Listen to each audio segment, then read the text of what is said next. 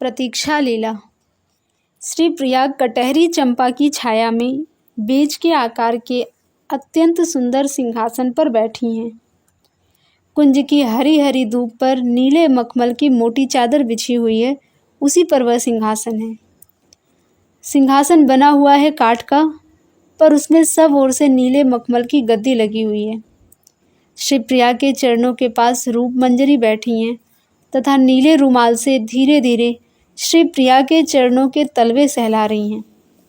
श्री प्रिया की साड़ी नीली है, चूड़ामणि सिर पर है, ललाट में सिंदूर की एक गोल बिंदी अत्यंत सुहावनी लग रही है। ठोड़ी पर छोटा सा एक काला तिल है।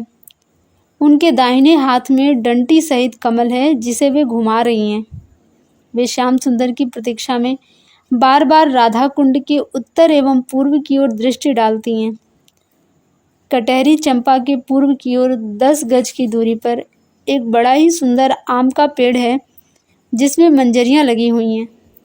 उसी पर कोयल बैठी हुई कुहू कुहू की रट लगा रही है। श्री प्रिया कभी कभी उस कोयल की ओर देख लेती हैं। चंपा के पूर्व एवं उत्तर कोने पर अत्यंत सुंदर हरे बांस की झाड़ी लगी हुई है। उसमें 4-5 बहुत ऊंचे ऊंचे बांस हैं। उनमें मंजरी लगी हुई है। उसके सबसे ऊपर के भाग पर कुछ तोते बैठे हैं। एक तोता बोल रहा है, राधे राधे, धीरज धरो, श्याम सुंदर अब आ ही रहे होंगे। मैं अभी वहीं से उड़कर आया हूँ। माधवी कुंज के पास श्याम सुंदर खड़े थे। उनके मुख पर अलकावली बिखरी हुई थी, कमर में वंशी खोसी हुई थी। लाल अधर बिंबा फल के समान शोभा पा रहे थे। वे सुबल के कंधे पर बायां हाथ रखे हुए थे तथा दाहिने हाथ से पुष्प तोड़ रहे थे। कभी कभी तिरछी चितवन से इधर उधर देख भी लेते थे। पैरों के नूपुर रुंझुन रुंझुन शब्द कर रहे थे। मधुमंगल मुंह बनाता हुआ आता था और श्याम सुंदर हंसकर कभी कभी उसे हल्की चपत लगा देते थे। श्याम सुंदर ने पीतांबर का ही झोला बना लिया था और उसी में पुष्प तोड़कर रखते जाते थे। उनकी आंखों में अंजन लगा हुआ था।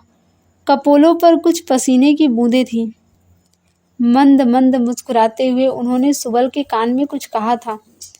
मैं उसी समय उड़कर और भी निकट जा पहुंचा।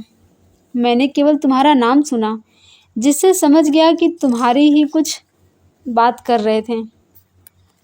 श्री कृष्ण प्रियतमे राधे, बस आते ही होंगे। तोता अत्यंत सुंदर मधुर स्वर में बार बार इस बात को दोहरा रहा है कि बस बस आते ही होंगे। उसी समय वृंदा देवी निकुंज के पश्चिम की ओर से आती हैं। उनके हाथ में सोने का पिंजरा है, जिसमें एक सुंदर सारी बैठी हुई है। वृंदा के आते ही श्री राधा रानी कहती हैं, वृंदे, उस तोते को बुला। वृंदा देवी तोते को आने के लिए संकेत करती हैं।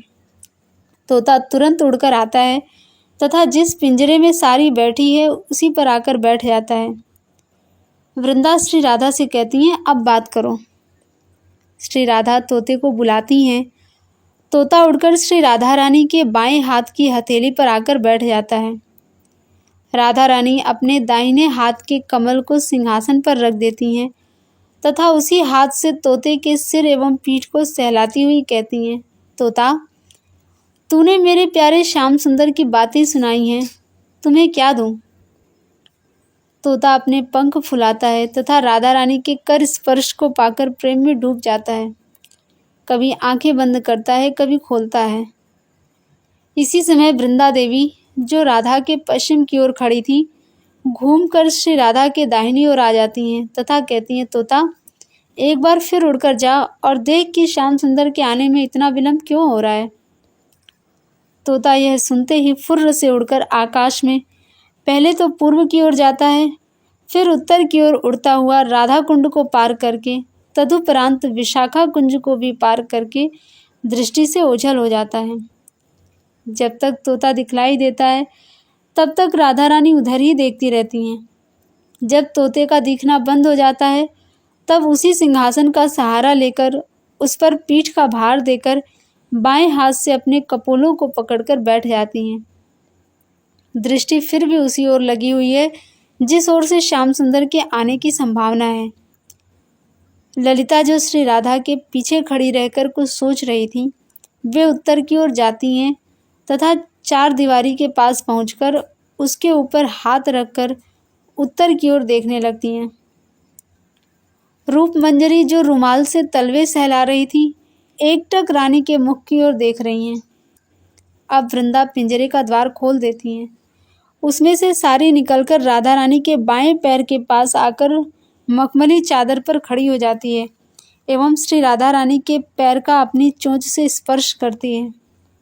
श्री राधा रानी श्री कृष्ण के ध्यान में इतनी तल्लीन है कि उन्हें यह सर्वथा पता नहीं चलता कि सारी मेरे पैरों को छू रही है।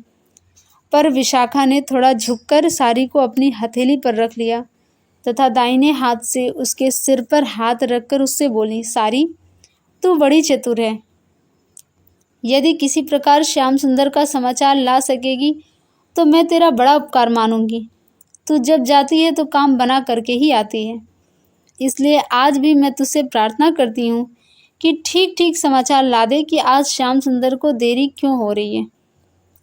सारी तत्क्षण बोल उठती है, अभी अभी समाचार लाती हूँ, बस एक घड़ी में सारा भेद लेकर लौट आऊंगी। सारी भी उड़कर उधर ही चली जाती है जिधर तोता उड़कर गया था।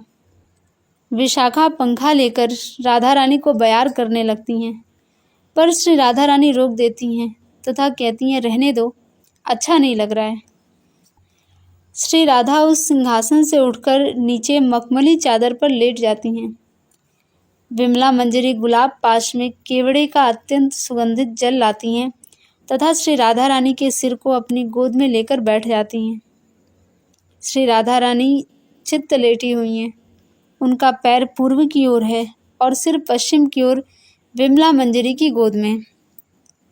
विमला मंजरी दाहिने हाथ में गुलाब पाश को लेकर उसके अत्यंत महीन छिद्रों से सुगंधित जल श्री राधा के मुख एवं शरीर पर धीरे धीरे छींटती हैं तथा अपने बाएं हाथ से लीलार पर बिखरे हुए केशों को ठीक कर रही हैं। कुछ देर बाद राधा रानी उठ बैठती हैं तथा चार दीवारी के पास खड़ी हुई ललिता से उत्सुकता पूर्वक पूछती हैं, ललिते, तोता आया क्या? ललिता कहती है, नहीं। श्री राधा रानी उठकर चार दीवारी के पास जाती हैं तथा ललिता की दाहिनी ओर खड़ी हो जाती हैं।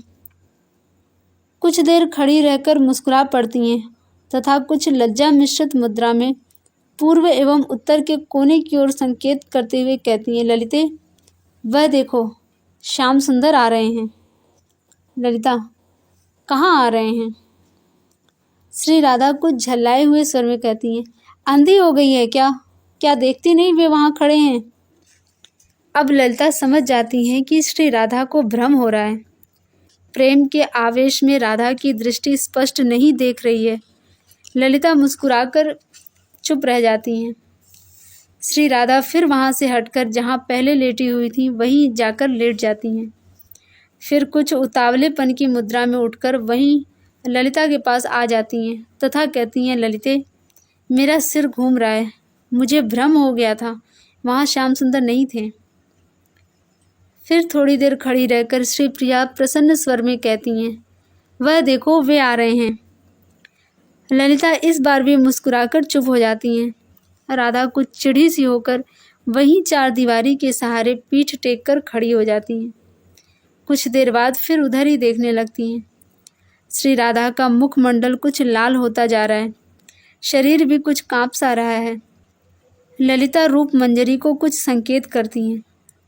रूप मंजरी श्री राधा के हाथों को पकड़कर वहाँ सिंहासन के पास ले जाती हैं। राधा जाते ही धड़ाम से वहाँ गिर पड़ती हैं, पर लवंग मंजरी उन्हें संभाल लेती हैं।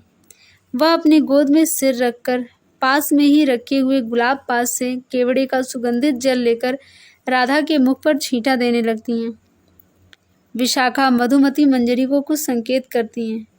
मधुमती वीणा के तार को एक दो बार ऐंठकर तुरंत ही ठीक कर लेती हैं तथा अत्यंत मधुर स्वर में गाने लगती हैं, मोह मन गिरधर छवि पे अटक्यो, ललित त्रिभंगी चाल पे चली के चिबुक चारु गड़ी ठटक्यो, सजल श्याम घन बरन लीन वै फिर कहूँ अनत न भटक्यो, कृष्णदास किए प्राण निछावर, यह तन जग सिर पटक्यो, मोमन गिरधर छवि पे अटक्यो।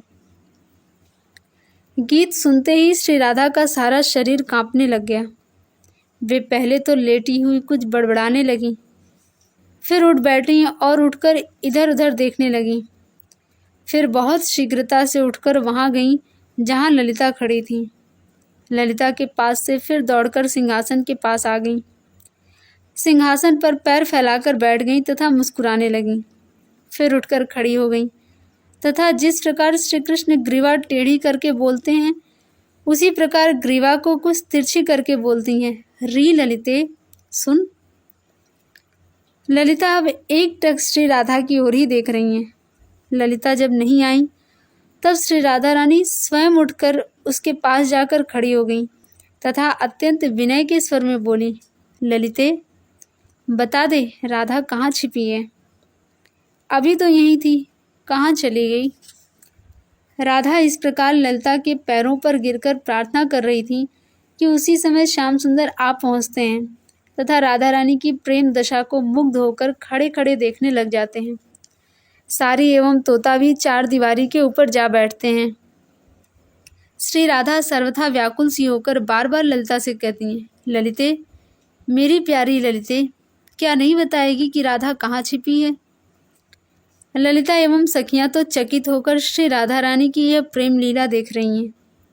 ललिता आंखों के संकेत द्वारा श्री कृष्ण को, जो राधा के पूर्व एवं दक्षिण कोने पर कुछ दूर पर खड़े हैं, कह रही हैं, देखो यहाँ कैसी लीला हो रही है। श्री राधा फिर वहां से उठकर इधर उधर घूमने लग जाती हैं। श्री राधा का मुंह जब श्री कृष्ण की ओर होता है तो श्री कृष्ण पास की एक छोटी सी झाड़ी में छिप जाते हैं तथा राधा सर्वथा पगली सी होकर कभी पूर्व, कभी उत्तर एवं कभी दक्षिण की ओर मुंह करके देखती रहती हैं। श्री कृष्ण संकेत से ललिता को बुलाते हैं। ललिता श्री कृष्ण के पास जाती हैं। श्री कृष्ण उसके कान में कुछ कहते हैं। ललिता राधा के पास आती हैं तथा उन्हें पकड़कर कहती हैं, देखो तुम्हें राधा के मिलने का उपाय बता देती हूँ। तुम वंशी में तान भरो, फिर राधा तो पगली होकर दौड़ी आएगी। राधा रानी बड़ी प्रसन्नता से अपनी कमर पर हाथ रखकर ऐसी मुद्रा बनाती हैं मानो वंशी खोज रही हों। ठीक इसी समय श्री कृष्ण पीछे से आकर श्री राधा के होठों पर अपनी वंशी रख देती हैं। श्री राधा उसमें सुर भरने लगती हैं, पर श्याम सुंदर का स्पर्श जैसे जैसे होता जाता है वैसे वैसे वे कुछ मूर्छित सी हो जाती हैं। श्याम सुंदर मुस्कुराते हुए श्री राधा को धीरे से बैठा देते हैं। श्री राधा यंत्र की तरह बैठ जाती हैं, पर अधिक देर तक बैठे रहना संभव नहीं। मूर्छित होकर वे श्री कृष्ण की गोद में गिर पड़ती हैं। श्री कृष्ण गुलाब पास लेकर अपने दाहिने हाथ से श्री राधा के मुख पर छींटा देने लगते हैं। जब राधा की मूर्छा नहीं टूटती तब श्री कृष्ण बाएं हाथ से वंशी बजाते हैं तथा उसी स्वर में मधुमती गाती हैं, श्याम दृगन की चोट बुरीरी, जो जो नाम लेत तू वाको, मुँह घायल पे नौन पुरीरी, ना जानो अब सुध बुध मेरी, कौन विपिन में जाए दुरीरी, नारायण नहीं छूटत सजनी, जाकी जासो प्रीति जुरीरी, श्याम दृगन की चोट बुरीरी। गीत सुनते ही श्री राधा को चेत होने लगता है। वे आंखें खोल देती हैं तथा देखती हैं कि उनका सिर श्याम सुंदर की गोद में है एवं श्याम सुंदर मंद मंद मुस्कुरा रहे हैं।